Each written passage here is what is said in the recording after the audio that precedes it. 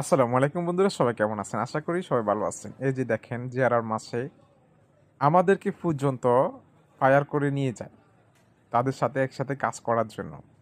এখানে কোনো আমাদেরকে টাকা পয়সা দিবে না। আমরা উৎসাহিত হয়ে ওনাদের সাথে একসাথে কাজ করতেছি। ভালো লাগে একসাথে। বাংলাদেশে দেখেন না, মনে করেন যে কোনো মাহফিলে বা কোনো একটা আয়োজন হলে বা কোনো দেখেন না মাজারে কোনো একটা আয়োজন হলে বা তার আবার এই যে বিভিন্ন যে এগুলা আছে, হ্যাঁ, খাবারগুলা তৈরি করে ঠিক এভাবে। ঠিক আছে? তো এমনিতে আমরা গেছি, আমাদেরকে দাওয়াত দিছে সেই হিসাবে। তার পাশাপাশি সবাই কাজ করতেছে, আমরা সবার সাথে ব্যস্ত। যতটুকু পারছি সময় কাটাইছি সবার সাথে, মজা করছি, আনন্দ করছি। এবং কি সর্বশেষ মনে হচ্ছে যে ইরাকের বাড়িতে আমার জন্য এই জিয়ারায় লাস্ট জিয়ারা। আর কখনো আসা হবে কিনা জানি না, যেহেতু ইরাকে আসছি আমি 7 বছর হয়ে গেছে।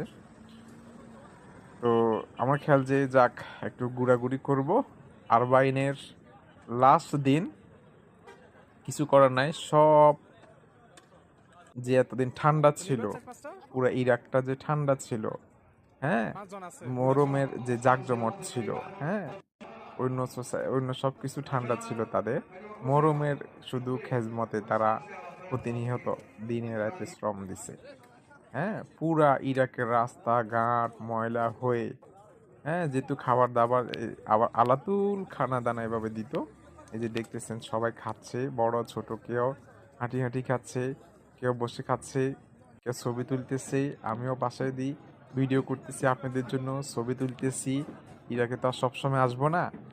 এই যে এখানে কাবাব দিচ্ছে, গাছ বলা হয় এগুলা, এগুলা দিয়ে লেফে বলা হয়।